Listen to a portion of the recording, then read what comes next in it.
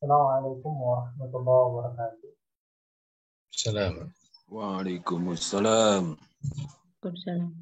Innal hamdalillah nahmaduhu wa nasta'inuhu wa nastaghfiruh wa na'udzu billahi min shururi anfusina wa min sayyi'ati a'malina. Man yahdihillahu fala mudilla lahu wa man yudlil fala hadiya lahu. Asyhadu an la ilaha illallah wahdahu la syarika lahu wa asyhadu anna Muhammadan abduhu wa rasuluhu alladzi la nabiyya ba'dahu. Allahumma shalli wa sallim wa barik ala Muhammad wa ala alihi wa ashabihi wa man tabi'ahum bi ihsan ila yaumil qiyamah.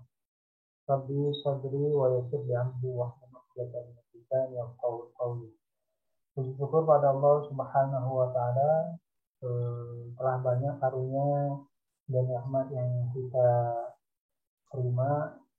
Oleh karena itu, jika kita menghitungnya satu persatu, kiranya tidak akan bisa.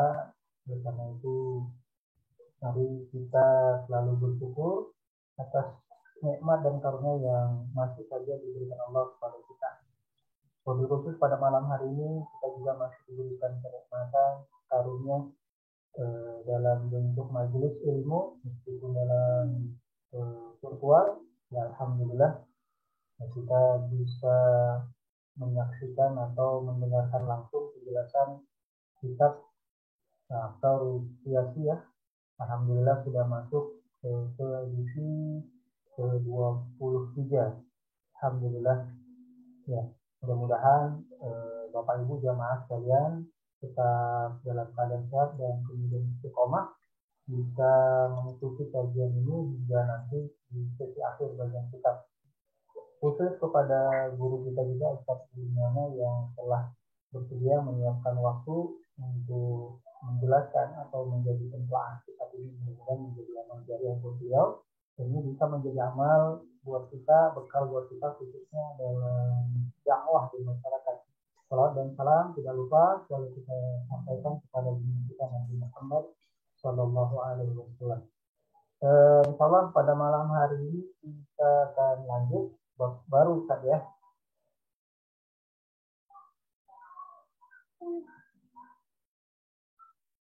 Ya, kalau begitu waktu dan kesempatannya kami serahkan kepada Ustaz Budiana. Tafadhol Ustaz.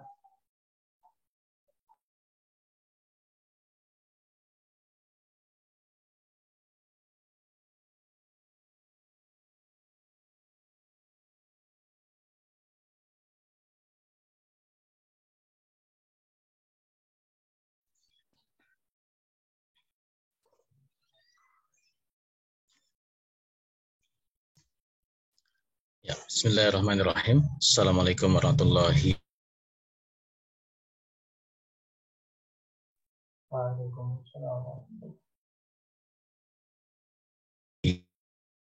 wabarakatuh. Lahu bi syahidah.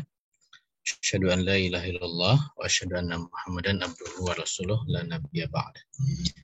Alhamdulillah kita masih diberikan nikmat iman, nikmat Islam, nikmat sehat, bisa melanjutkan kajian kita.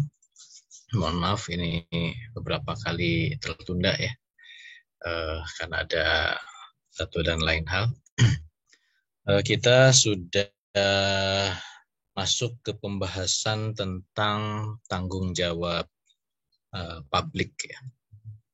Ini sudah bab akhir ya di kitab ini.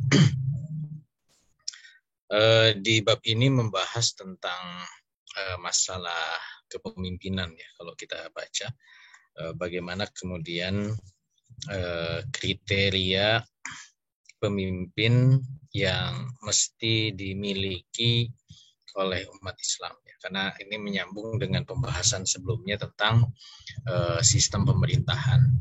Jadi di pembahasan sebelumnya kita bahas tentang organisasinya ya, lembaganya, pemerintahan Islam itu seperti apa. Pemerintah Islam, pemerintahan yang unik ya, yang berbeda dengan pemerintahan yang lain yang ada di dunia ini, dan itu yang kemudian digambarkan atau dipraktikkan ya, pada masa Rasulullah SAW dan dilanjutkan oleh para generasi setelahnya, para khalifah pada masa Khulafaur Rasyidin, dilanjutkan juga pada kekhilafan-khilafan setelahnya gitu.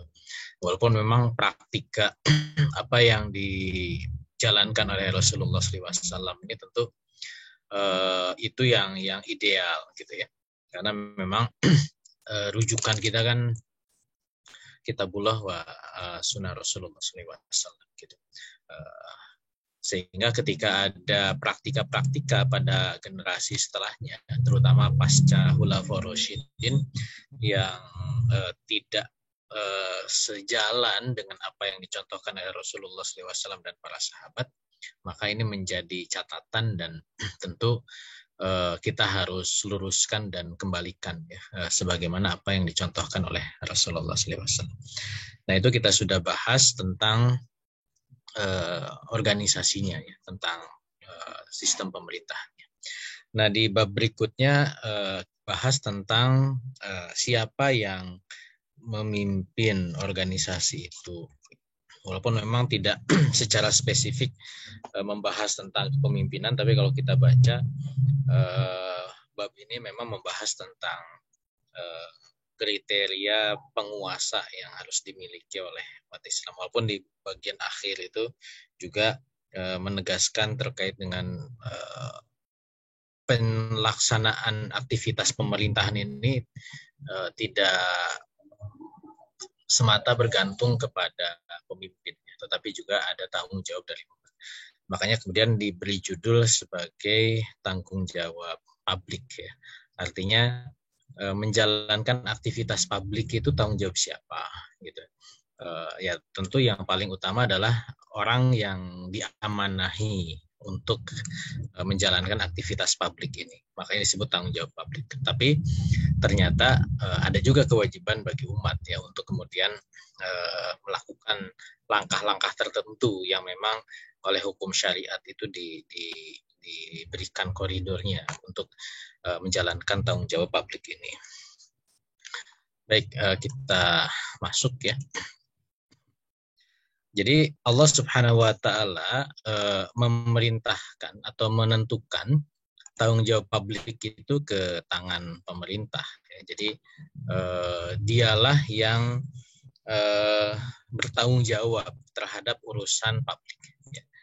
Ini hukum asalnya. Hukum asal yang bertanggung jawab terhadap urusan publik itu adalah penguasa atau pemerintah. Gitu.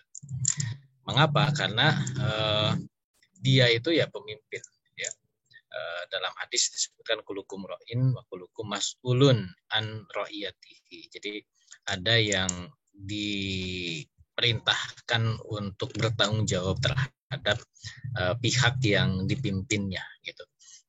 Makanya kemudian Allah Subhanahu wa taala menegaskan tentang tanggung jawab penguasa sebagai pemimpin itu, dia artinya dia bertanggung jawab untuk urusan mereka. Kembali ke definisi politik yang berulang-ulang kita bahas ya, bahwa politik itu adalah riayatus su'un lil ummah, mengurusi urusan umat. Jadi pertanyaan siapa sih yang harus mengurusi urusan umat? Ya pemerintah gitu ya.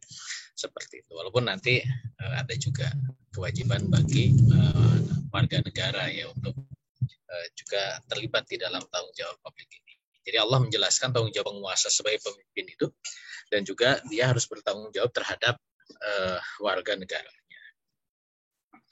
Nah tentu pemimpin yang bertanggung jawab ini ya, atau tanggung jawab pemimpin ini tidak sembarang dilakukan oleh sesiapapun gitu ya. Makanya di sini langsung karena memang membahas khusus tentang tanggung jawab pemimpin, ini berbicara tentang kualitas pemimpin yang dibutuhkan itu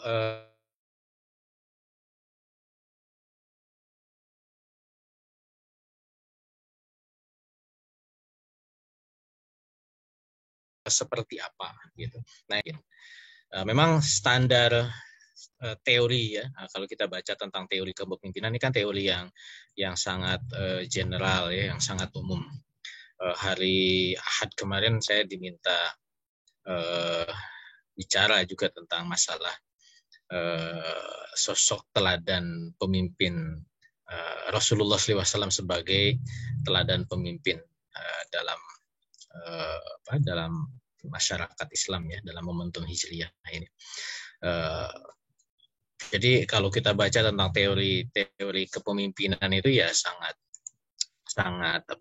banyak ya, sangat luas gitu. Baik yang dia diambil dari pemikir-pemikir Barat dan juga yang digali dari Islam ya. Cuman yang secara umum kan bicara kepemimpinan itu kan seringkali dua ya. Yang dua kutub yang kemudian sering seolah-olah dibenturkan, padahal ini tidak mesti dibenturkan ya. Pertama adalah terkait dengan masalah sosok person ya. Yang kedua berbicara tentang masalah sistem gitu. Saya ingat dulu pertanyaan waktu zaman OSIS ya, zaman SMA dulu, butuh pemimpin yang baik atau sistem yang baik gitu. Nggak boleh dua-duanya, pilih salah satu. Seringkali kan itu salah satu pertanyaan kita itu pro terhadap orang atau terhadap sistem gitu. Tapi dua-duanya itu memang dibutuhkan ya. Tentu sistem yang baik itu menjadikan kepemimpinan itu tidak bersifat figuritas gitu ya. Tapi sistem yang baik ketika dipimpin oleh pemimpin yang tidak baik juga fungsi kepemimpinan tidak berjalan gitu. Makanya kemudian sering digali juga bagaimana sosok person seorang pemimpin. Nah, di bab ini juga dibahas ya terkait dengan person ya. Di awal paragraf ya itu dijelaskan bahwa setidaknya ada 4 poin kualitas pemimpin yang diutamakan. Pertama, dia punya kuah ya, punya kekuatan. Yang kedua, punya ketakwaan. Ini bukan masalah prioritas ya. Ini kebetulan aja kronologis di kitabnya begitu ya. Tidak berarti kok ketakwaan nomor 2 enggak nomor 1 gitu ya. Tidak seperti itu. Tapi ini memang kronologis pembacaannya ya, di dalam bab ini. Jadi kekuatan, ketakwaan, kemudian dia punya kebaikan terhadap warganya dan tidak bersikap menakutkan warganya gitu ya. Nah, ini poin-poin yang dibahas di awal bab ya, tentang kualitas yang diutamakan. Pertama tentang kekuatan ya. Ini mohon maaf kalau beberapa teks hadis saya belum sempat untuk saya kutipkan ya. Sebelum hadis ini di dalam bab ini ada di hadis yang juga diriwayatkan oleh Imam Muslim juga ya. Tapi dalam teks yang berbeda, sama juga terkait dengan Abu Dzar. Rasulullah SAW bersabda, ya Abu Dzar, aroka dhaifan ya. Jadi Rasulullah melihat engkau ini dhaif ya. Wa ini uhibbu laka ma uhibbu li nafsi, dan Rasulullah itu mencintai kau sebagaimana Rasul mencintai dirinya. Nah, kemudian Rasulullah menyampaikan kepada Abu Dzar bahwa la ta'murunna ala isnaini. Nah, jadi tidak boleh Abu Dzar ini menjadi amir dari 2 orang gitu. Wala tuwaliyanna mala yatim, dan juga Rasulullah meminta Abu Dzar ini untuk tidak mengelola mal yatim ya, harta anak yatim. Nah, dalam hadis lain yang saya kutip di sini juga kurang lebih maknanya itu sama ya, bahwa Abu Dzar menuturkan, jadi ini disampaikan oleh Abu Dzar sendiri, bahwa dia berkata kepada Rasulullah, ya Rasulullah, alatas ta'milni ya, kenapa engkau tidak mengangkatku ya, maksudnya tidak menjadikan Abu Dzar ini pemimpin. Qala fadaraba baidihi ala man kini. Sama nggak dengan ini? Ini teksnya agak sama ya, kurang lebih sama. Ya Rasulullah, ala tasta'amilni. Qala fadaraba biyadihi ala makhni. Jadi Abu Dzar bertanya, kenapa engkau tidak menjadikan aku seorang pemimpin? Kemudian Rasulullah, ya, Abu Dzar mengatakan bahwa fadaraba biyadihi, ya. Jadi Rasulullah itu memukulkan tangannya ala maknibi, ya, ke bahunya gitu. Dan kemudian sumakola, kemudian Rasulullah berkata, ya Abu Dzar, wahai Abu Dzar, innaka, sesungguhnya engkau ini doifun, lemah gitu. Wa innaha, dan sedangkan ha ini ke apa yang diminta oleh Abu Dzar, ya, istamilni, ya, tentang mengangkat engkau, bahwa hal yang terkait dengan mengangkat kau atau kepemimpinan itu adalah amanatun, itu adalah amanah, ya. Dan kata Rasul, wa innaha, ya, kepemimpinan itu yaumal kiamah, pada hari kiamat itu adalah hizyun wa nadhamatun, itu adalah kehinaan dan penyesalan gitu. Illa, kecuali man akhadaha bihaqqiha, kecuali orang yang mengambil kepemimpinan itu bihaqqiha, ya, dengan memenuhi hak-hak kepemimpinannya, wa ala alladhi alaihi, dan menunaikan hak-hak tersebut. Nah, jadi dari dua hadis ini menunjukkan bahwa kekuatan itu, ya, itu menjadi sesuatu yang dibutuhkan oleh seorang pemimpin. Makanya Rasulullah ketika melihat seorang Abu Dzar, dia lemah gitu, ya. Lemah dalam arti kepemimpinan, ya, bukan berarti lemah dalam arti yang lain, karena Abu Dzar ini kan juga meriwayatkan hadis, ya. Berarti kan hafalannya sih kayaknya kuat gitu, ya. Seperti itu. Tapi dalam konteks kepemimpinan itu kan butuh karakter, ya, atau butuh kepribadian, nanti juga dibahas di sini.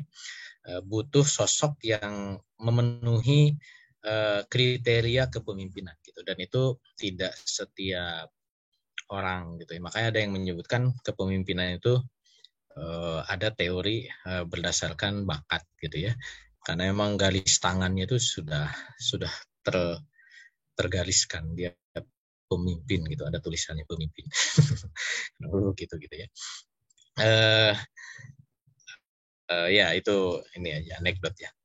Nah, jadi kekuatan yang dimaksud di dalam pembahasan tadi, di dalam kitab ini jelaskan bahwa itu adalah saksiyah, ya, kepribadian. Apa yang dimaksud dengan saksiyah? Saksiyah itu kan ada akliyah, ada nafsiyah, ya. Pola pikir dan ada pola sikap. Apa yang dimaksud dengan pola pikir dalam kepemimpinan ini? Artinya seorang pemimpin itu dia punya kemampuan untuk memahami masalah. Di dalam sebuah kitab dijelaskan apa yang disebut dengan akliyah itu. Akliyah itu harus punya al-faham wal idrak, ya. Pemahaman, ya. Pemahaman itu disebut sebagai pemahaman terhadap nas, ya. Nas itu terhadap teks-teks Al-Qur'an dan hadis, ya.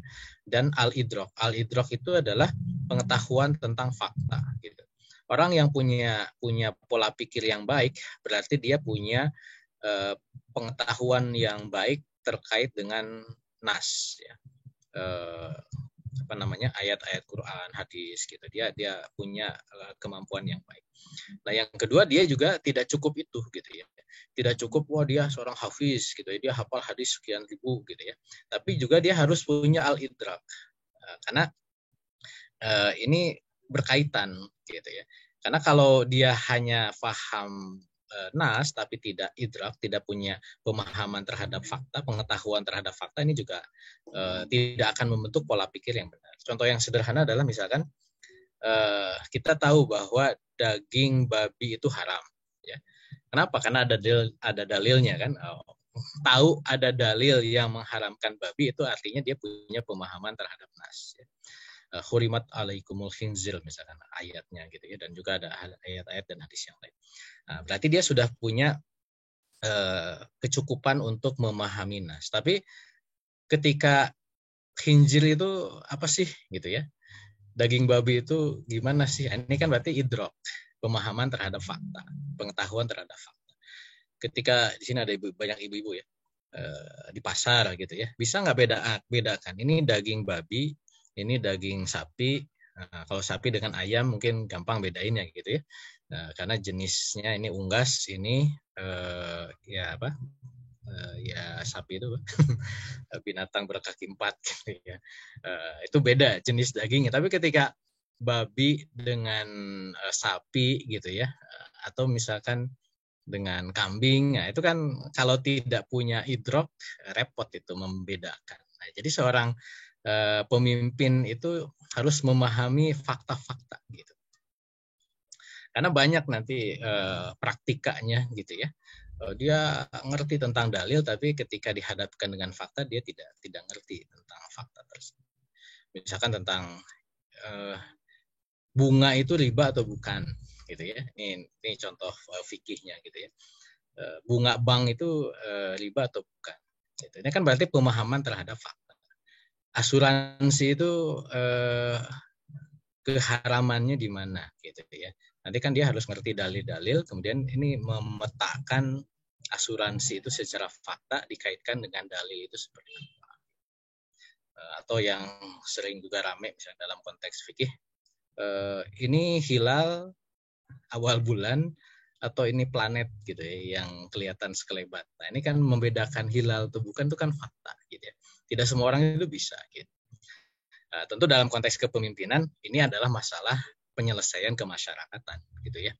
Karena nanti banyak problem-problem yang harus dia selesaikan oleh seorang pemimpin. Kalau pemahaman terhadap faktanya tidak dimiliki, ya ini repot gitu ya. Makanya seorang pemimpin itu dia harus punya pola pikir yang kuat gitu. Ini yang dimaksud dengan kuah yang pertama ini adalah tentang pola pikir.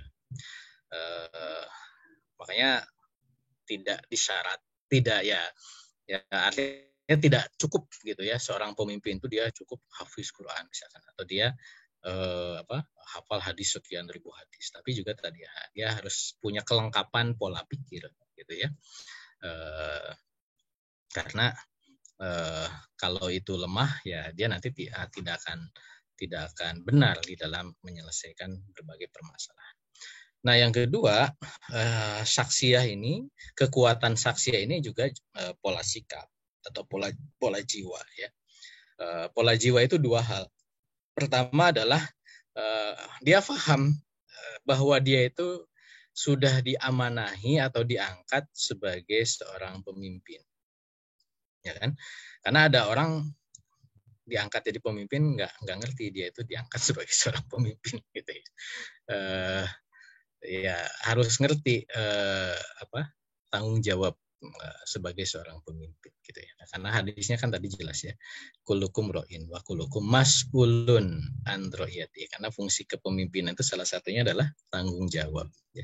Tanggung jawab itu apa sih gitu ya? Tanggung jawab itu berarti dia harus ya kalau dalam bahasa politik harus riayah mengurusi gitu. Karena masalah tanggung jawab ini kan kata yang simpel tapi susah dipraktikkan. Gitu. Ketika seseorang menikah jadi suami, itu kan berarti dia ngambil tanggung jawab sebagai seorang suami. Harus ngerti posisi sebagai suami itu apa gitu ya. Mulai dari hukumnya, haknya, kewajibannya dan seterusnya gitu. Sama juga kan istri ketika menikah jadi seorang istri aja harus ngerti, jangan lagi merasa sebagai seorang gadis lagi gitu, tidak merasa punya suami, kepada anak sikapnya seperti apa dan seterusnya. Nah apalagi ini ngambil posisi sebagai pemimpin gitu ya, pemimpinnya pemimpin negara gitu. Yang diurusi itu riayatu su'un lil ummah itu yang diurusi gitu. Makanya nanti sosok pola sikap seorang pemimpin itu akan kelihatan tanggung jawab dia terhadap umat gitu. Contohnya yang mungkin sudah kita bahas dalam salah satu sesi itu bagaimana sosok Umar bin Khattab misalkan ya ketika khawatir gitu ya kalau ada keledai yang terperosok. Jadi Kalau ada yang terperosok pun dia kepikiran gitu gara-gara jalan rusak, ini nanti akan dimintai pertanggungjawabannya dia. Itu berarti ngerti mas'uliyah ya, rasa tanggung jawab dia sebagai seorang, memahami posisi dia sebagai seorang. Makanya tadi betul ya hadis yang Rasulullah sampaikan ini, ya amanah itu akan menjadi kehinaan dan penyesalan gitu ya, kalau kemudian tidak bisa direalisasikan hak-haknya. Nah, yang kedua, pola sikap itu di dalam bab ini jelaskan bagaimana seorang pemimpin itu harus mampu mengendalikan muyul ya, atau kecenderungan yang muncul terhadap respon terhadap masalah gitu ya. Karena kalau dalam proses pola sikap ya, kalau tadi pola pikir itu kan ada dua yang mempengaruhi, ada faham, ada idrak ya, pengetahuan terhadap nas dan pengetahuan tentang fakta gitu ya. Nah, kalau pola sikap atau nafsiyah itu juga dua yang mempengaruhi ya. Pertama adalah al-iman ya, keyakinan terhadap apa yang sudah dia munculkan dalam pola pikir. Yang kedua adalah al-amal gitu ya. Jadi pola sikap itu akan terlihat dari amal ya. Dan amal itu atau aktivitas itu dipengaruhi oleh muyul, kecenderungan gitu. Jadi setiap ada masalah pasti ada kecenderungan. Cenderungan itu dipengaruhi oleh pola pikir gitu. Nah, dia mau bertindak A atau B gitu ya. Kecenderungan itu dipengaruhi oleh pola pikir dia. Kalau menurut pola pikir tadi ya, misalkan daging babi lagi kan, udah tahu nih dalilnya daging babi haram, ya kan? Oh, lihat ada apa? Ada daging. Oh, ini babi nih kelihatan. Yang ini yang babi gitu ya. Nah, kemudian dia yakin nggak?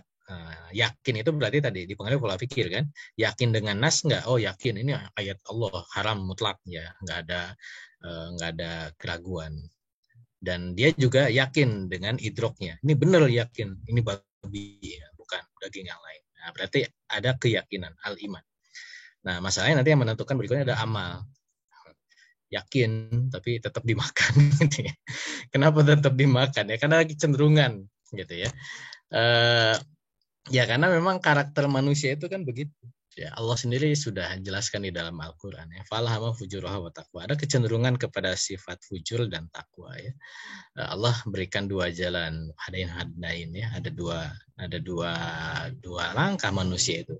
Ya, kenapa ya? Karena kita bukan malaikat ya. Kita juga bukan setan yang selalu salah, bukan malaikat yang selalu benar. Manusia itu selalu terhadap sesuatu itu ada kecenderungan. Gitu. Kecenderungan itu dipengaruhi oleh pola pikir.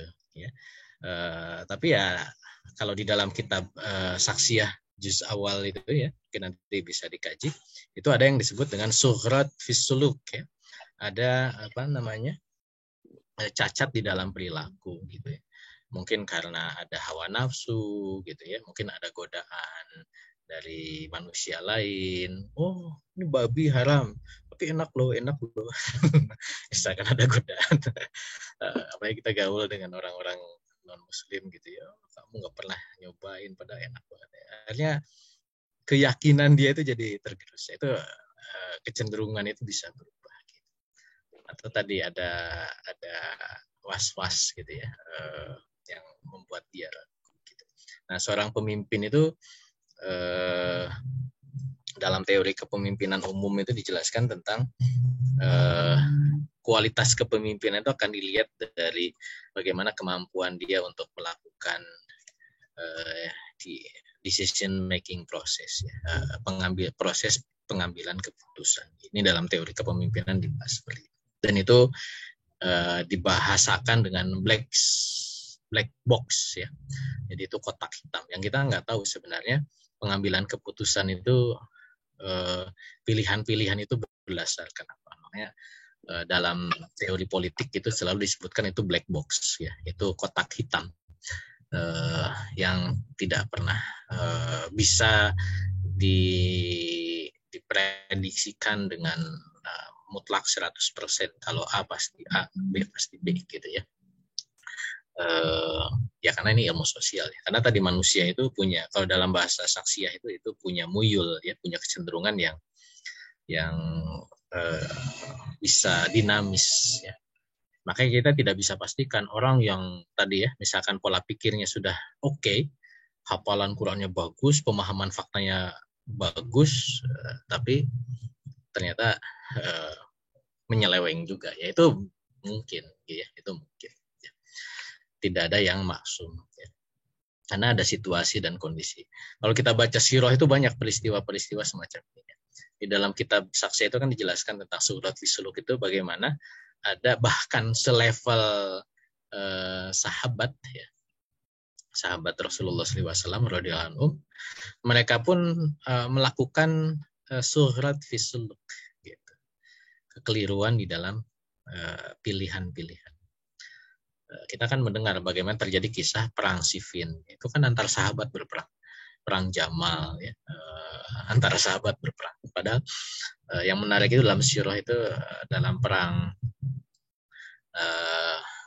Jamal atau perang Siffin saya lupa ya. Itu ketika pasukan itu berhadapan dengan sahabat Rasul ya, Thalhah dan Zubair.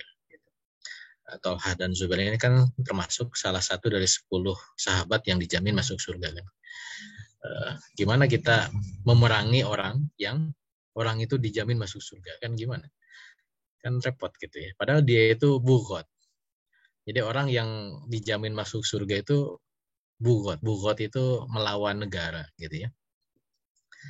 Jadi kan kalau dia udah dijamin masuk surga, kita yang bunuhnya berarti kan repot kan gitu ya. Nah, ternyata ya cerita sahabat itu tidak berhenti pada saat perang. Ternyata di situ ada masa mereka menyesal, tobat gitu ya, dan kembali kembali ke Islam gitu ya, kembali ke kepemimpinan yang sah gitu ya. Artinya ya akhirnya tetap baik gitu. Makanya kita selalu minta doa kan husnul khotimah ya. Ujungnya itu baik gitu. Cuman kan dinamika hidup ya. Kita ini lagi mudah-mudahan sedang baik ya. Kita berusaha ujungnya baik gitu. Nah, cuman proses ini mudah-mudahan ya sampai ujung baik gitu. Karena ujung yang baik ya ini dinamika ya. Prerogatif Allah juga. Ada yang mungkin pas ujung doang baik gitu. Ada juga kisah siapa? Barsusoh ya. Seorang ulama yang katanya kemudian ujungnya malah tidak baik kan gitu ya, karena dia berpikir karena selalu beribadah gitu ya. Ini juga walau alam ya, katanya ini kisah Israelia tapi menurut saya hikmahnya bagus ya. Jadi ada seorang ulama pada zaman Nabi Musa alaihissalam, Barsusoh itu dia selalu beribadah sampai terpikir melakukan kemaksiatan satu aja gitu. Toh kalau dihitung-hitung kayaknya udah cukup nih amal untuk masuk surga gitu. Masa sih satu kesalahan bisa masuk neraka gitu. Jadi mikir-mikir ini kesalahan maksiat apa sih yang paling ringan gitu. Apakah berzina? Wah ini keras. Membunuh? Wah ini berat. Udah mabuk gitu. Dia pilih mabuk gitu. Kemudian dia mabuk. Setelah mabuk ternyata lihat wanita. Kayaknya dia berzina dengan wanita itu. Ya, ternyata wanita itu ada suaminya. Akhirnya kemudian panik ya, dibunuh suami. Jadi sudah mabuk, berzina dan dibunuh.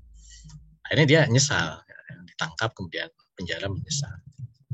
Nah, ternyata ketika sedang menyesal ya setan itu terus membisiki kan. Nah, ketika sedang menyesal kata setan, coba deh, kayaknya kamu tuh dosanya besar sekali. Coba aku akan bantu supaya diampuni oleh Allah. Tapi syaratnya kamu tunduk saja sama aku, kata setan. Mikir lagi kan, ya udahlah. Pertanyaannya tepat ketika dia sujud kepada setan, Allah cabut nyawanya. Gitu ya. Auzubillah kan, su'ul khotimah. Jadi makanya penting kita untuk menjaga ya. Jangan mikir ujungnya, prosesnya pun kita harus jaga. Mudah-mudahan kita semua prosesnya tetap baik dan akhirnya pun baik. Itu jadi doa kita ya. Mendapatkan husnul khotimah insyaallah. Itu suplemen dikit. Oke, itu kekuatan. Jadi di bab ini dijelaskan bahwa kuah yang dimaksud adalah saksiyah. Seorang pemimpin harus punya pola pikir dan juga pola sikap. Ya. Ini dalam konteks kepemimpinan.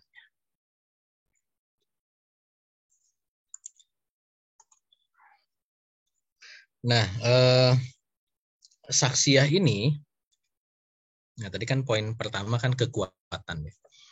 Poin kedua adalah ketakwaan. Kecenderungan untuk kecenderungan yang bisa mempengaruhi saksiyah ini bisa dikendalikan dengan adanya ketakwaan, gitu ya. Makanya ketakwaan ini poin yang kedua dari kualitas kepemimpinan.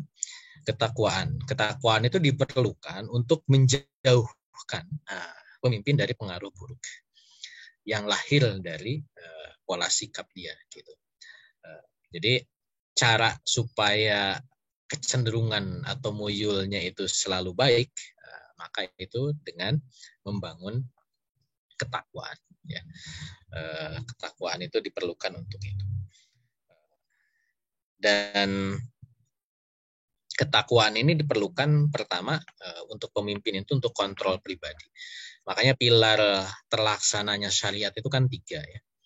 Pilar yang pertama itu terus dibangun ketakwaan individu. Ya, dalam Islam itu individu itu terus didorong untuk takwa. Walaupun kembali ke hukum asal, fa'alhamaha fujuraha wa taqwaha gitu ya.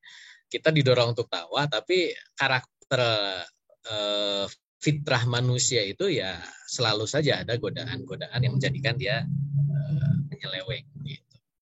Tapi terus nyeleweng luruskan lagi, terus didorong untuk selalu dibangun pribadi yang bertakwa gitu. Makanya itu pilar utama di dalam pelaksanaan syariat itu ketakwaan individu. Walaupun nanti ada pilar yang kedua kan, kontrol masyarakat, yang ketiga ya pelaksanaan syariat oleh negara gitu ya. Makanya penting membangun ketakwaan individu termasuk juga dalam kepemimpinan. Makanya Rasulullah SAW, ini hadisnya saya tidak sempat kutipkan ya. Jadi setiap dalam hadis riwayat Muslim dari Buraidah bahwa Sulaiman ibnu Buraidah menuturkan dari bapaknya bahwa ia berkata, karena Rasulullah SAW idza ammara amiron, ya, ketika Rasulullah itu ammaro amiron, mengangkat seorang amir ala jaish, ya, pemimpin pasukan, au sariyatan atau ekspedisi, ya, pasukan kecil, maka Rasulullah itu ausohu fi khassatihi bitaqwallah, ya, jadi senantiasa ausohu mewasiatkan kepada mereka untuk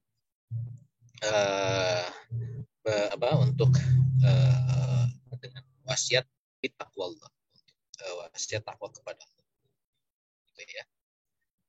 Waman ma'ahu minal muslimina khairan, ya.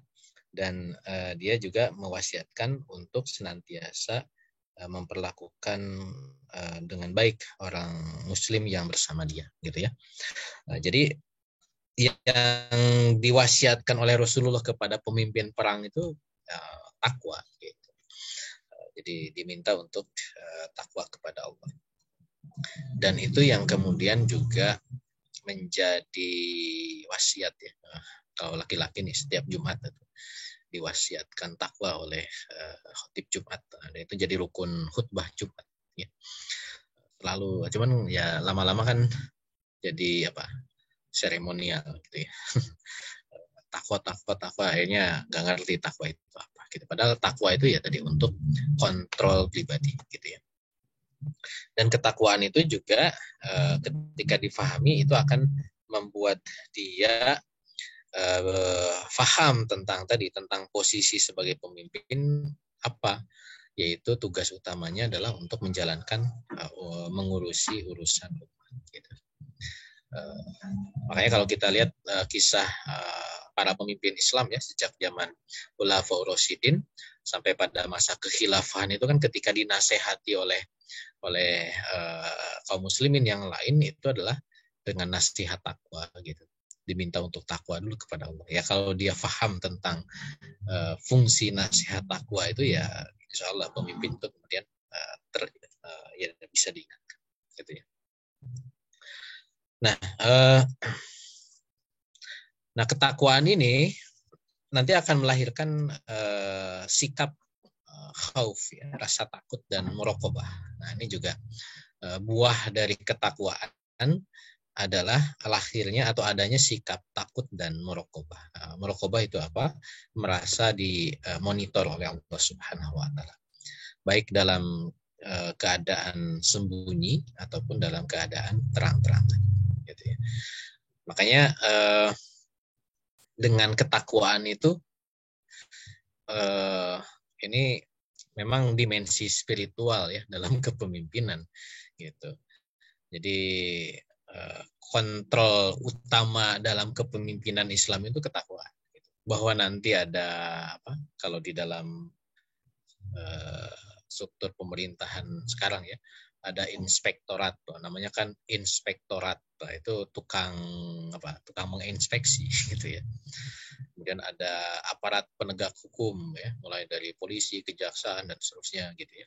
Bahkan sekarang kalau di barat itu diawasi dengan teknologi gitu ya, CCTV. Nah, itu saya dulu sempat ngajar tentang organized crime itu ada pembahasan tentang panopticon society ya, masyarakat yang diawasi dari jauh, panopticon ya. Pan itu jauh, optik melihat dari jauh gitu. Makanya dipasang CCTV di mana, nah, sehingga kita merasa diawasi ya. Walaupun ya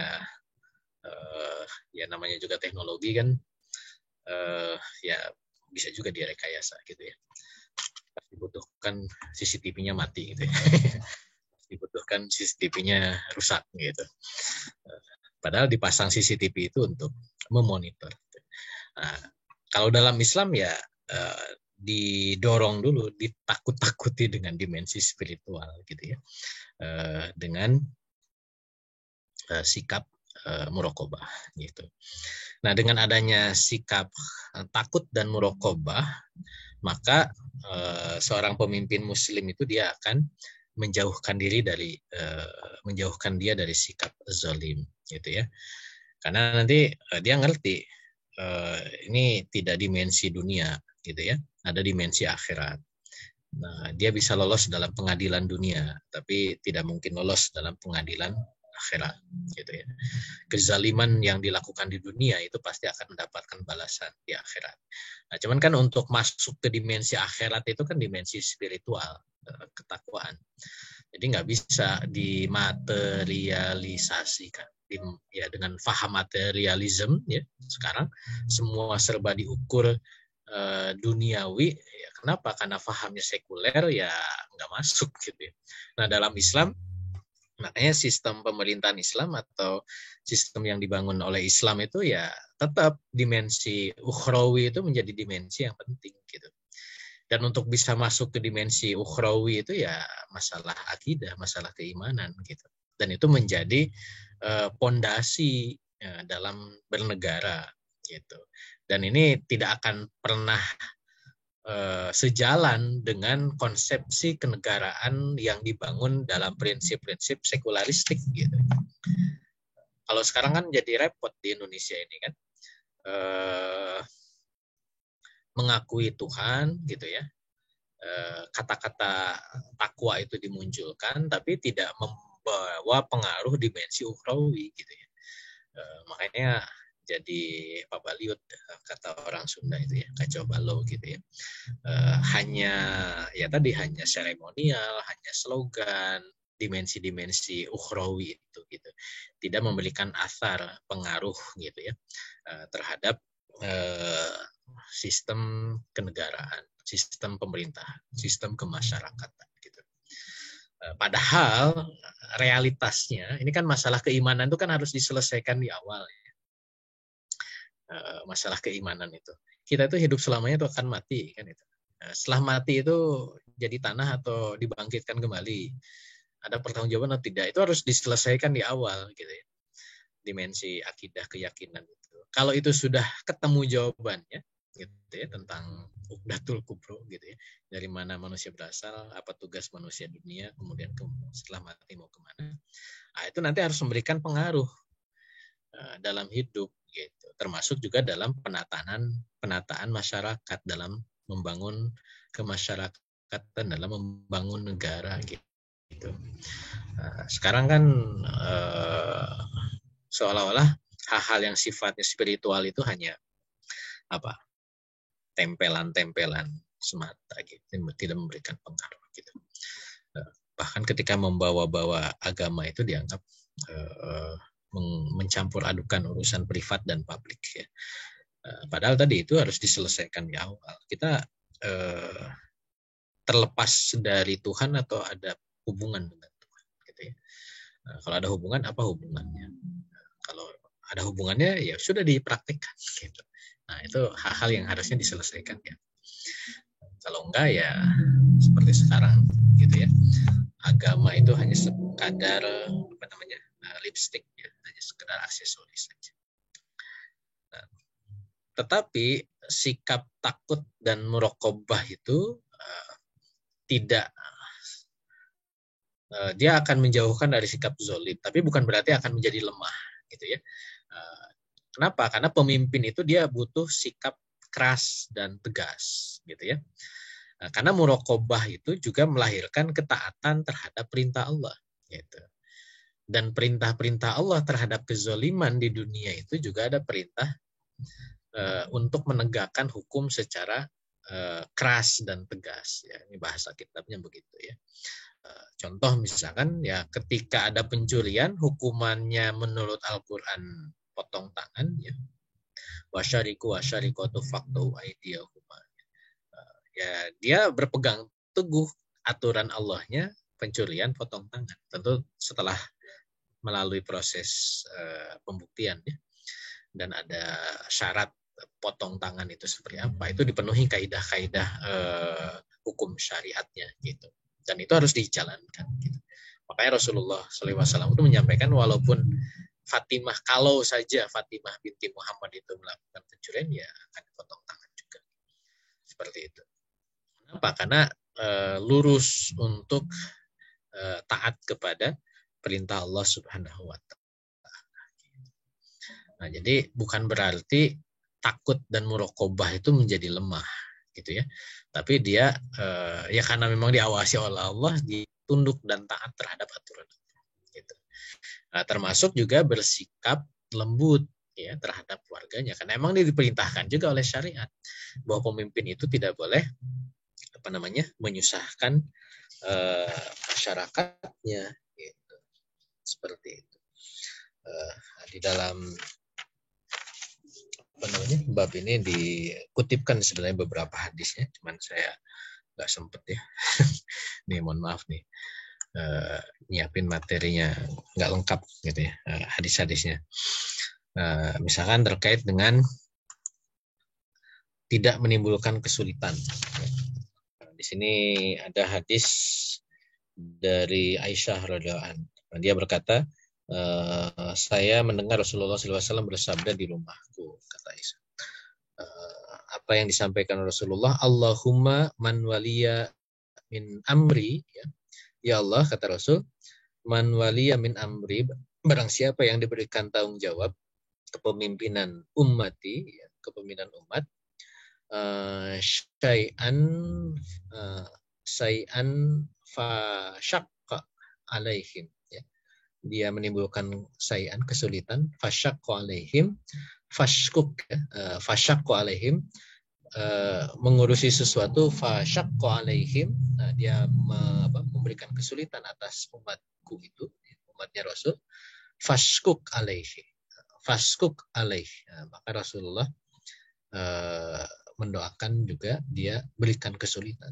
Wa man waliya min amri ummati syai'an farofaqa, ya, memberikan kebaikan, farakuk bihi, maka berikan juga kebaikan. Ini kadang dijadikan doa ya.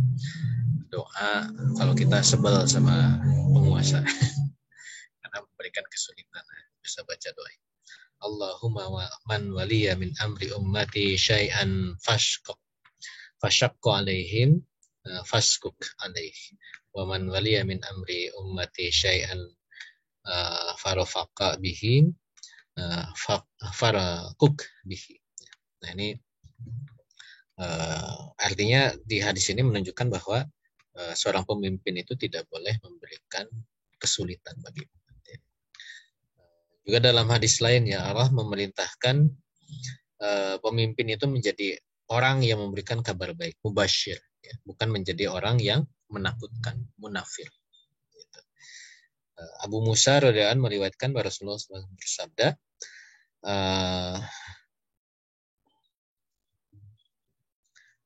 basyaru wala tunafiru wa yasiru wala tu'assiru, ya. Basyiru wala tunafiru, ya. Jadilah seorang mubasyir, ya. Memberikan kabar gembira. Wala tunafiru, jangan menjadi munafir, ya. Memberikan sesuatu yang menakutkan. Wa yasiru, berikan kemudahan. Wala tu'assiru, jangan memberikan kesulitan, gitu. Nah ini juga perintah ya dari Rasulullah SAW. Pemimpin itu harus memberikan kemudahan. Nah berikutnya, bagaimana tadi kan kualitas ya, kepemimpinan 4 tadi ya. Nah, pertama kekuatan, yang kedua ketakwaan. Ini waktunya banyak dongengnya, udah jam 9. Kekuatan, ketakwaan, memberikan kemudahan dan tidak memberikan kesulitan ya. Nah, masih cukup ya. Berikutnya bagaimana hubungan penguasa dengan warga negaranya. Nah, di sini disebutkan di dalam bab ini bahwa Allah Subhanahu wa taala mewajibkan pemimpin itu untuk memberikan nasihat yang tulus kepada warga. Kemudian juga mewajibkan pemimpin untuk memperingatkan warganya untuk berhati-hati dalam mengelola harta. Dan mengharuskan pemimpin itu untuk memerintah hanya dengan sistem Islam. Tidak boleh mencampur adukan dengan sistem lain. Soalnya poin utamanya di poin yang ketiga ya.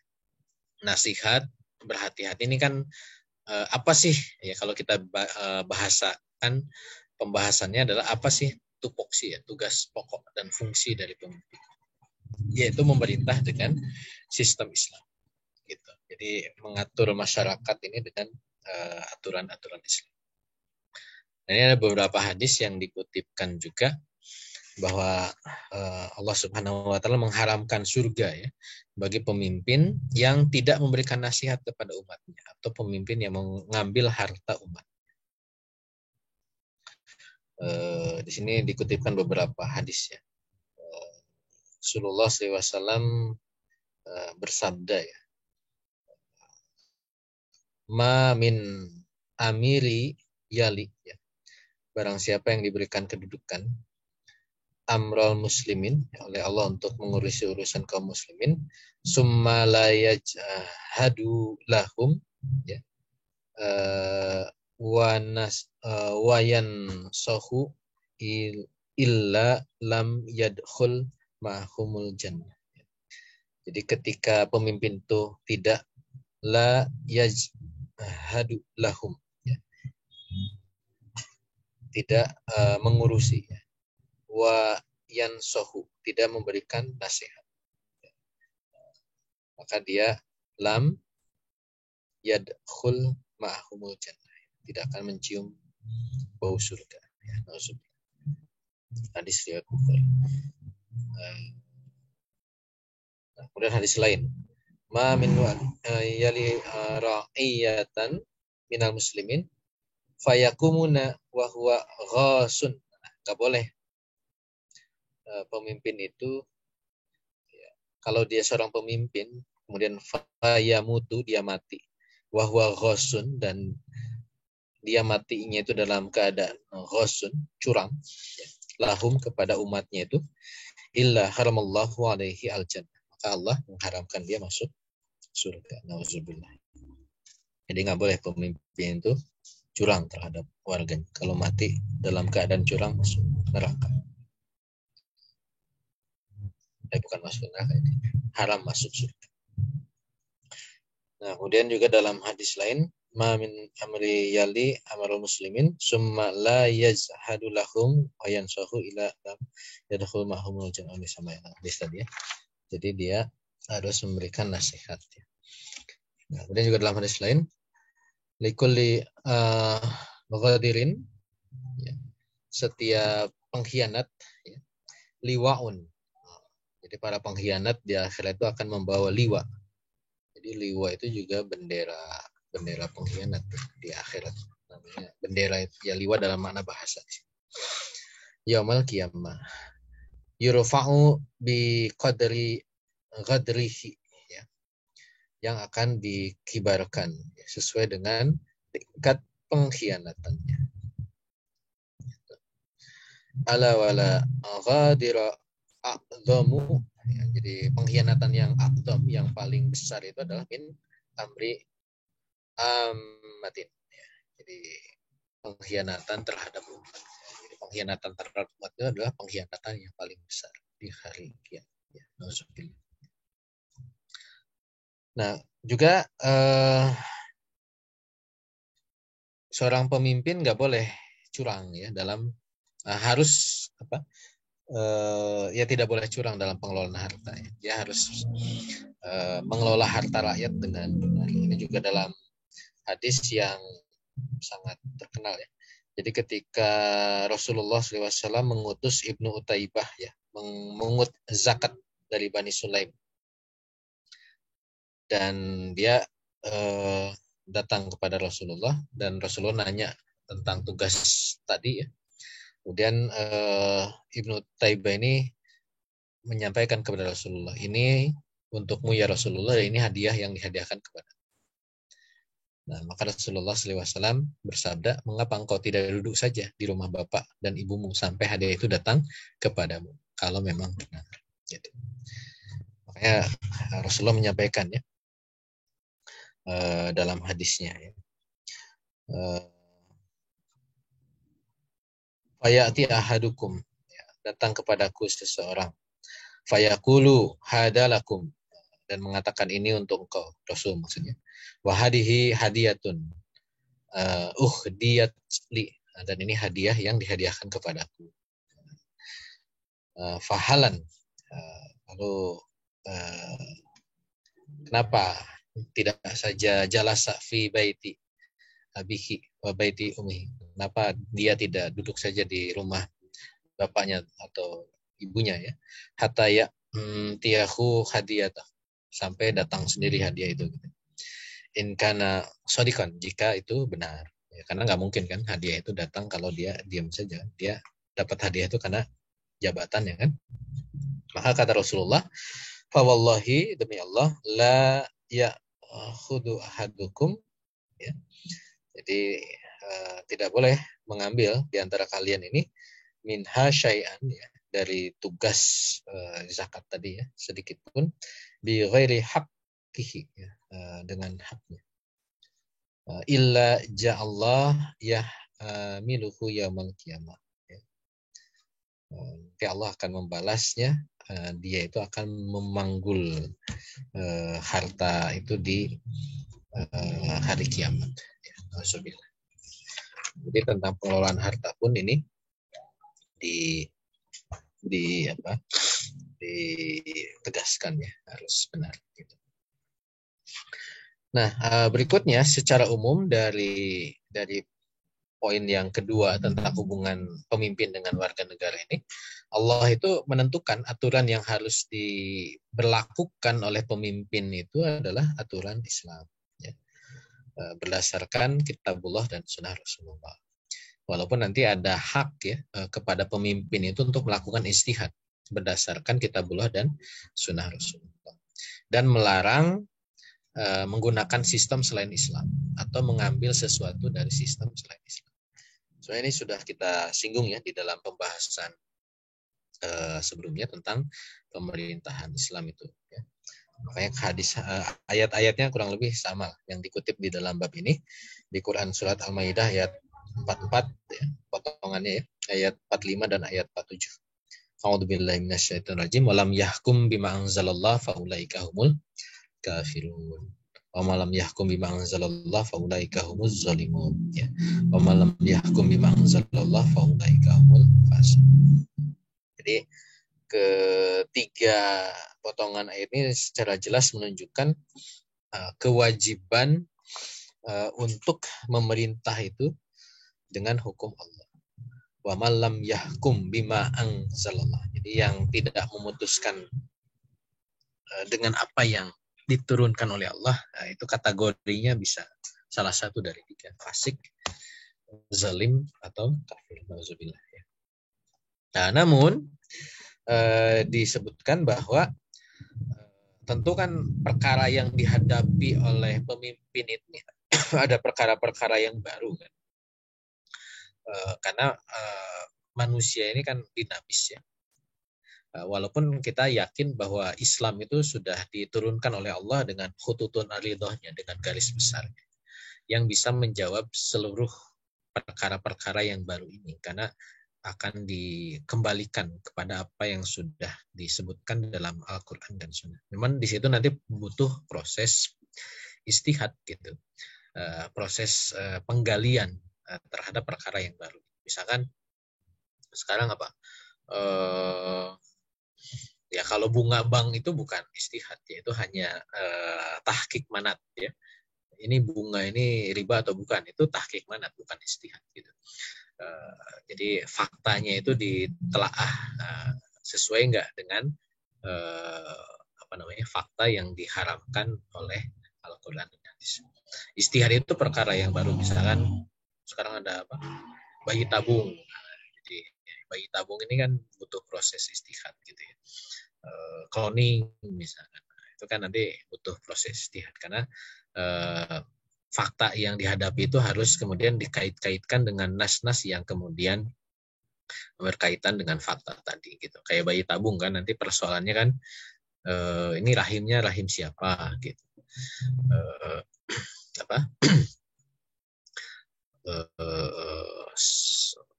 Kemudian benih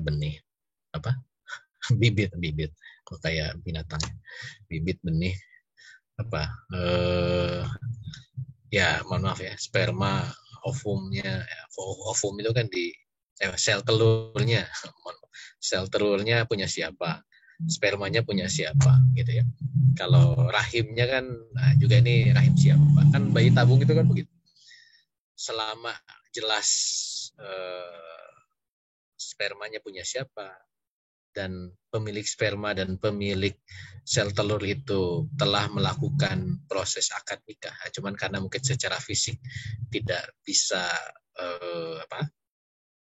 berhasil ya terjadi secara alami, sehingga mungkin harus dilakukan dalam sebuah mekanisme laboratorium gitu ya. Dan juga rahimnya masih menggunakan rahim dari yang terlibat dalam pernikahan. Jadi kan ada hukum-hukum yang terkaitnya ya, pernikahannya, kepemilikannya dan seterusnya. Tapi kalau dalam mekanisme barat yang sekarang kacau balau gitu ya, spermanya dari mana? Dari bank sperma. Sel telurnya dari mana? Dari bank sel telur gitu. Rahimnya punya siapa? Ya siapa aja gitu. Nah ini kan berarti nanti mencampur adukan. Karena nanti ada hukum-hukum Islam yang sudah tadi ya saya sebut sebagai hututun aridhah gitu ya.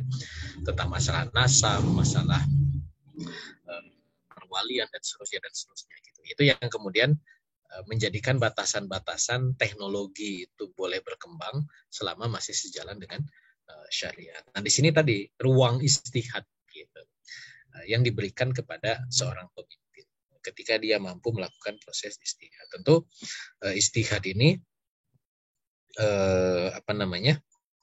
sesuai dengan kafaah ya seorang pemimpin. Dan ini sudah didorong ya pada masa Rasulullah SAW pun dalam hadis ya, ketika mengutus Muaz bin Yaman ya, Muaz ke Yaman, Muaz bin Jabal ke Yaman, itu menyampaikan, memberikan panduan ya. Rasulullah SAW bertanya ya kepada Muaz ya, bima tahkum ya, jadi kamu diutus ke Yaman nih. Terus kamu mau menghukumin dan apa? Ya, ini ngetes ya Rasulullah. Qala ya, Muaz menjawab bi kitabillah, dengan kitab Allah. Qala fa ilam tajid ya, kalau kata Rasul nanya lagi, kalau tidak ada di Al-Qur'an. Nah, kemudian Muaz menjawab, qala bi sunnati Rasul, dengan sunnahnya Rasul. Qala fa ilam tajid, kalau enggak ada di sunnah. Ya, kemudian Muaz menjawab, qala astahidu ra'yi. Dia akan beristihad. Ya. Ya, tentu istihad ini berdasarkan kitabullah dan sunnah. Maka jawaban Rasulullah, alhamdulillah alladzi waffaqa Rasulillah. Ya. Segala puji bagi Allah yang telah memberikan petunjuk kepada utusannya Rasulullah. Lima yuhibbuhullah wa rasul. Ke jalan yang disukai oleh Allah dan Rasul. Jadi dalam Islam itu ada metode ya, penyelesaian masalah. Ketika tidak mendapatkan di dalam Al-Quran ya, dan juga dalam hadis, itu kemudian dilakukan proses istihad. Istihad itu ya tentu merujuk kepada Al-Quran dan hadis. Dan Allah Subhanahu wa Ta'ala itu memberikan pahala, ya, walaupun tadi istihadnya itu keliru atau ada kesalahan. Tetapi ya istihad itu kan tetap metodologinya harus benar dulu, merujuk kepada Al-Quran dan hadis. Tapi kalau ada kekeliruan tetap ada pahala yang dia dapatkan. Gitu. Dan ini terus didorong seorang pemimpin itu untuk memiliki kemampuan istihad. Makanya dalam syarat kepemimpinan Islam itu seorang mustahid ya, menjadi seorang pemimpin itu menjadi syarat afdoliyah ya, syarat keutamaan. Nah, walaupun ya tidak mutlak ya, mungkin dia tidak mampu beristihad, ya nggak apa-apa juga gitu. Ya dia nanti bisa merujuk kepada ulama yang dia ikuti, itu boleh ya mengambil pendapat. Dan menjauhkan pemimpin ini dari ketidaklenturan, dari pemahaman yang terbatas pada makna teks ya. Dalam hadis lain ya, ini tidak ada di dalam kitab ini, dijelaskan bagaimana Rasulullah SAW itu menegur ya, ketika ada sahabat-sahabat yang memberikan solusi kepada sahabat yang sakit ya. Kemudian ketika dia junub disuruh mandi kan, ketika akhirnya kemudian meninggal gitu ya. Nah, itu kemudian terlalu terbatas makna teks gitu ya. Semestinya kan diberikan keleluasaan. Kalau junub sakit ya, junub ya tidak mesti mandi, bisa dengan tayamum gitu. Nah, cuman tadi karena keterbatasan teks, dia mungkin keterbatasan literatur ya, dan keliru. Terus itu ditegur. Ya tentang pahala bagi yang keliru di dalam beristihad ya. Ini dalam hadis Imam Bukhari ya, dari Amr bin Ash ya. Idza hakamal hakim fastahada thumma asaba falahu ajroni ya. Jika seorang hakim memutuskan perkara kemudian beristihad dan menghasilkan istihad yang benar, falahu ajroni, ada 2 pahala. Faida hakama fastahadu thumma akhta ya. Kalau dia keliru, falahu ajrun, tetap dapat 1 pahala. Ya. Namun tentu karena Allah mensyaratkan berhukum dengan hukum Islam, maka istihad itu tidak membuka ruang terhadap munculnya hukum selain Islam. Bahkan tidak boleh mencampur adukan ya, Islam dengan sumber hukum lain. Ini dalam ayat yang juga sudah kita bahas dalam pertemuan sebelumnya di ayat Al-Maidah ayat 48. A'udzubillahi minasyaitonir rajim, fahkum bainahum bima anzalallah. Jadi diperintahkan untuk fahkum bainahum bima anzalallah. Wala tatabi ahwa'ahum amma ja'aka minal haqq. Jadi tidak boleh memperturuti hawa nafsu. Itu dalam potongan ayat 49-nya ya. Al-Quran surat Al-Maidah, wa nihkum bainahum bima anzalallah wa la tattabi' ahwa'ahum wahdarhum ayyaftinuka bima anzalallahu ilaik. Oke. Nah, jadi disitulah tanggung jawab pemimpin ya untuk bisa menjalankan aturan-aturan Allah. Dan ini berlaku bagi semua level kepemimpinan, mulai dari kepala negara paling atas ya, sampai kemudian nanti aparat-aparat pemimpin di bawah. Nah, terakhir, nah syariat juga menugaskan umat untuk menjadi pengawas. Jadi tadi saya sebutkan bahwa pilar pelaksanaan syariat itu kan ada ketakwaan individu, ada negara yang menjalankan aturan umum. Tapi ada pilar yang kedua, kontrol dari masyarakat. Makanya tanggung jawab publik juga bagi masyarakat adalah bagaimana umat ini mengontrol para pemimpin ketika ada kekeliruan, ada kesalahan. Ini sudah kita bahas di pembahasan sebelumnya juga sebenarnya. Bagaimana kemudian keutamaan melakukan muhasabah lil hukam, kontrol kepada penguasa. Ya, salah satunya misalkan hadis Rasulullah tentang pemimpin para syuhada. Sayyidu syuhada Hamzah bin Abdul Muttalib. Wa rajulun qoma ila imamin jairin fa amarahu wa nahahu fa qatalahu. Jadi pemimpin para syuhada itu Hamzah bin Abdul Muttalib, dan seorang laki-laki yang dia berdiri di depan pemimpin yang jair, ya, yang zalim, ya. Fa amarahu, ya, kemudian memerintahkan pemimpin itu untuk melakukan yang ma'ruf, wa nahahu, kemudian pemimpin itu menolaknya, dan juga melarangnya dari perkara yang buruk. Fa qatalah, kemudian pemimpin itu membunuh. Dan juga hadis-hadis lain yang senada. Baik, mungkin itu. Mohon maaf nih, emang babnya cukup panjang ya. Jadi saya juga cukup panjang. Apalagi kalau semua hadisnya saya baca nih ya, mungkin bisa 3 jam. Ya, baik, sebagai pengantar mungkin itu. Monggo kalau ada yang perlu didiskusikan. Wallahu a'lam. Ya, alhamdulillah. Jazakallah pada Ustaz yang baru menjelaskan ya bab tentang tanggung jawab publik. Tanggung jawab publik. Oke, alhamdulillah Bapak Ibu jamaah, jika ada yang ingin ditanyakan atau ada yang mungkin belum jelas tadi dari penyampaian Ustaz Budi Mulyana, kalau memang ada yang ingin ditanyakan, silakan bisa nanti melalui kolom chat atau langsung raise hand ya.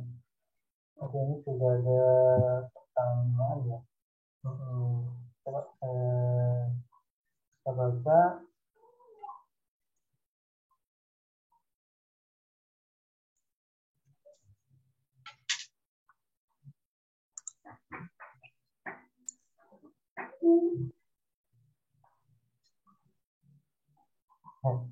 Ini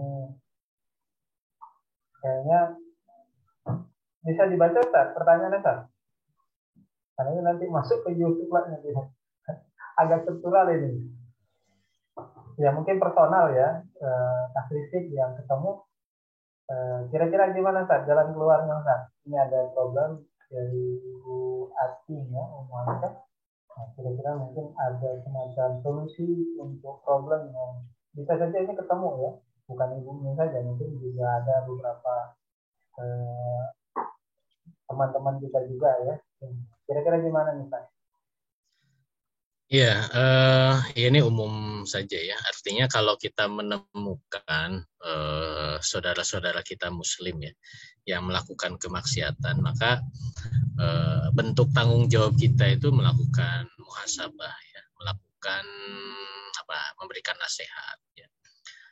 Karena itu hak dia juga, hak sesama Muslim itu saling menasehati. Wattawasau bil haq, wattawasau bis sabr, saling memberikan nasihat dalam ketakwaan, ya, dalam kebenaran dan juga dalam kesabaran gitu. Artinya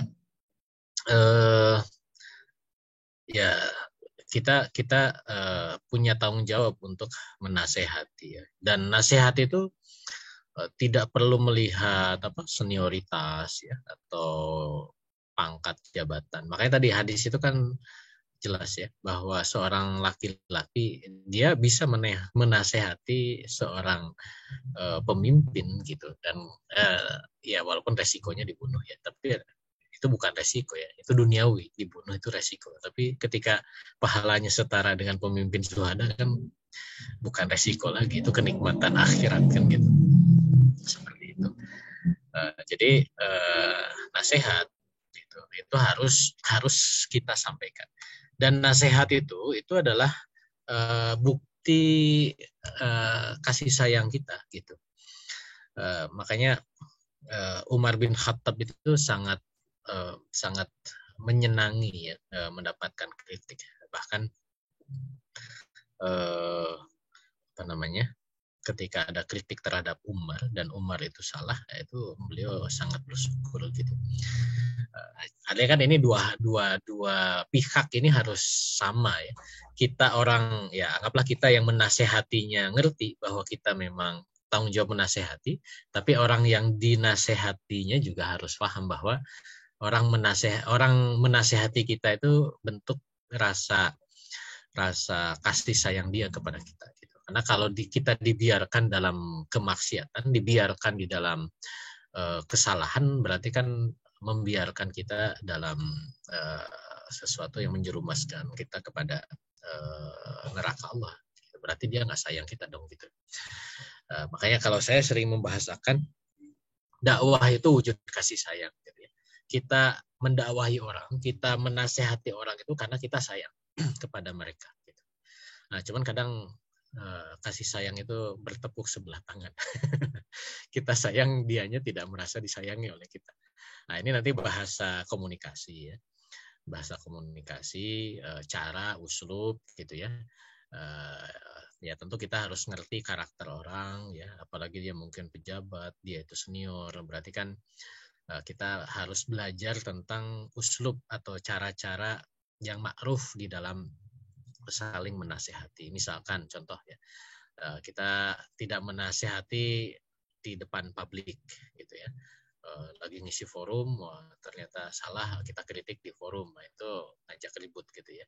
Bener sih, dia keliru, tapi ya nggak gitu caranya gitu. Makanya kita bagusnya kita nasihati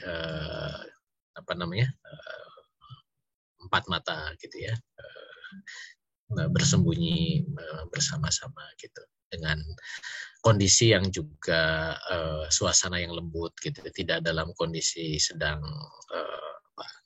dalam bad mood gitu, ya, tapi dalam kondisi yang baik. Itu uslub atau tipsnya gitu, ya. Tapi prinsip umumnya ya kita harus terdorong untuk menasehati setiap kesalahan gitu. Makanya hadis dalam Rasulullah itu kan clear, ya. Man ro'a minkum mungkaran. Kalau kita melihat sebuah kemungkaran, ini sifatnya umum, ya. Kemungkaran yang dilakukan oleh sesiapapun. Maka tugas kita itu fal yughayyirhu biyadihi. Kita kalau mampu kita ubah dengan tangan kita, ya. Fa'ilam yastati, kalau tidak mampu fabilisani, kita nasihati dengan lisan kita gitu. Fa'ilam yastati, kalau tidak mampu fabiqalbihi. Jadi kemungkaran itu seminimal-minimalnya kita nggak suka gitu. Nah, itu tuh tanda kelemahan iman, ya. Tidak suka itu selemah-lemahnya iman gitu. Jadi harus minimal tidak suka terhadap kemaksiatan gitu. Tinggal nanti kembali, ya, ke uslub, ya. Apalagi tadi dibilang pakai perasaan, ya. Ya, yang punya perasaan kan tidak hanya perempuan, laki-laki juga punya perasaan. Nah, cuman ya tadi dominan mungkin, ya. Nah, makanya saya bicara tentang uslub, ya. Bisa langsung, bisa tidak langsung, pakai surat misalkan kalau tidak langsung, atau mungkin via pihak ketiga gitu. Kita nasihati kepada orang yang mungkin kita anggap terhormat ya, kita mungkin ada orang lain yang juga dihormati oleh orang tersebut ya, kita titip pesan gitu ya, bahwa ada kesalahan gini, tolong diingatkan dia gitu. Dari mana? Dari anonim misalkan ya. Kalau dia ikhlas ya dinasehati, tadi kembali paham bahwa itu adalah salah satu bentuk kasih sayang. Allah titipkan teguran oleh via orang lain, itu bentuk kasih sayang Allah ya. Maka insya Allah orang yang ikhlas itu akan menerima setiap nasihat yang diberikan. Itu anugerah. Kalau menurut saya sih ya tadi ini masalah pemahaman, harusnya itu anugerah ya, kita ada yang menasehati kita ya. Cuman kembali ya, kadang ya kita ya namanya juga manusia ya, gajah di tepi lautan gajah apa di pelupuk mata nggak kelihatan, tapi apa yang di tepi lautan kelihatan. Semut ya. Semut di seberang lautan kelihatan, gajah di pelupuk mata nggak kelihatan. Ya itu manusiawi gitu. Jadi silakan, itu uslub aja ya. Tapi harus diingatkan, jangan dibiarkan, karena itu bentuk kasih sayang kita kepada dia ya, mengingatkan itu. Wallahu a'lam.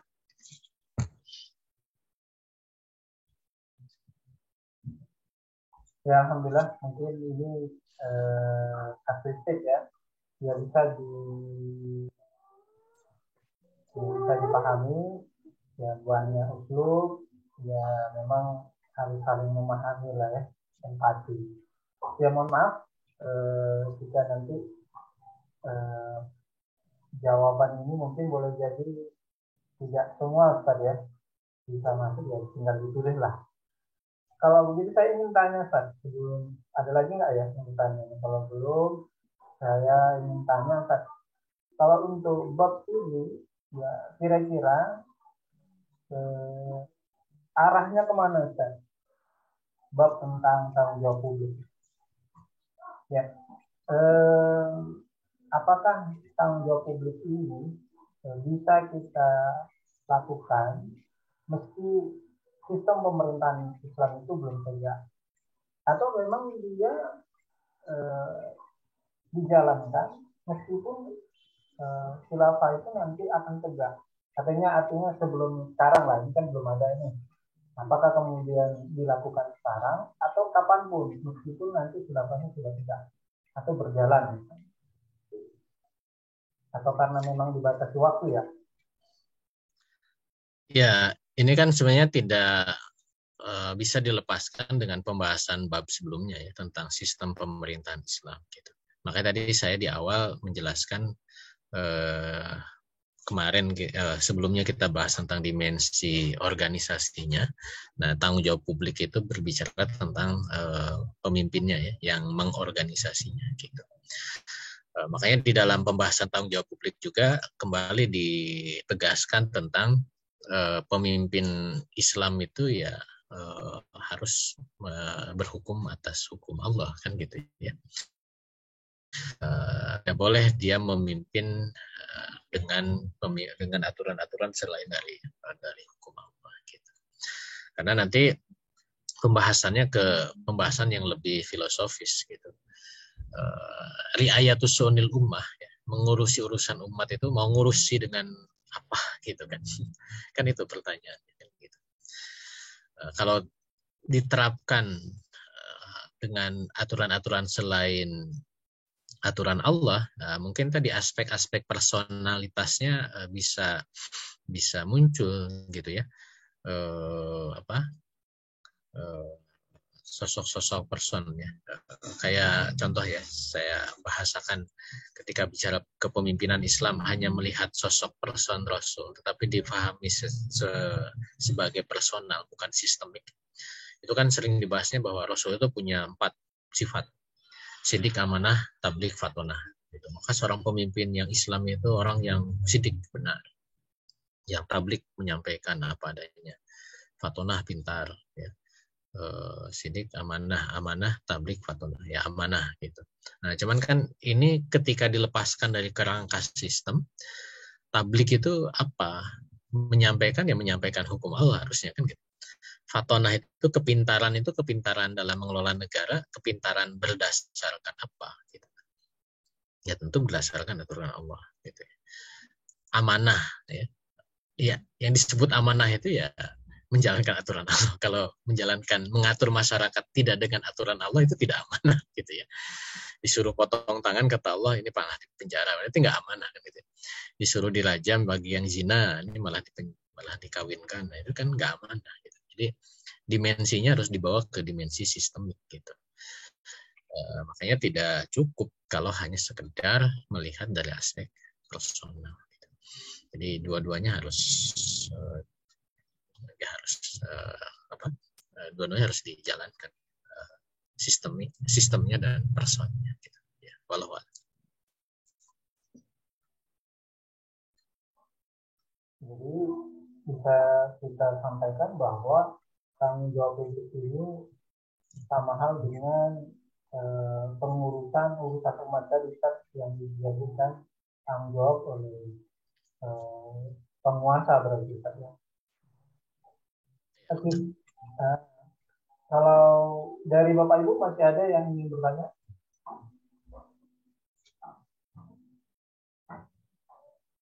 Ya.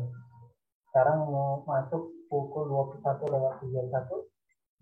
Kalau tidak ada lagi kita padatkan Ustaz atau gimana Ustaz? Ya insya Allah nanti kita lanjutkan. Memang di bab-bab akhir ini nanti akan banyak membahas tentang konteks kontrol negara ya. Walaupun nanti di akhir juga akan diulas hal-hal yang lebih general lagi. Insya Allah nanti kita lengkapi lagi dengan pembahasan berikutnya. Ya, wallahualam. Oke, alhamdulillah Bapak Ibu, mungkin itu tadi menjadi closing statement. Mudah-mudahan kajian ini bisa mencerahkan kita, bisa menjadi bekal buat kita. Mudah-mudahan ini juga menjadi amal jariah buat kita di Mulyana, jadi bekal buat kita juga untuk berada di tengah-tengah umat, menjelaskan kepada umat tentang politik Islam, sehingga politik yang dipahami oleh umat adalah politik yang jernih dan bersih dari pengaruh politik kufur ya. Kajian ini kita sudahi. Jazakallah khairan katsir kepada Ustaz Mulyana. Begitu juga kepada Bapak Ibu jamaah sekalian yang telah bergabung. Mudah-mudahan kita semua yang berada dalam kajian ini tetap diberikan kesehatan, kemudahan, dan pelapangan secara lisan. Kita tutup kajian dengan bacaan Alhamdulillahirabbil alamin dan doa kafaratul majlis. Subhanakallahumma wa bihamdika asyhadu an la ilaha illa anta astaghfiruka wa atubu ilaik. Insyaallah kita akan ketemu di pekan yang akan datang. Mudah-mudahan kita tetap dalam keadaan sehat dan dengan urusannya dan kita semua tetap istiqomah. Assalamualaikum warahmatullahi wabarakatuh. Waalaikumsalam.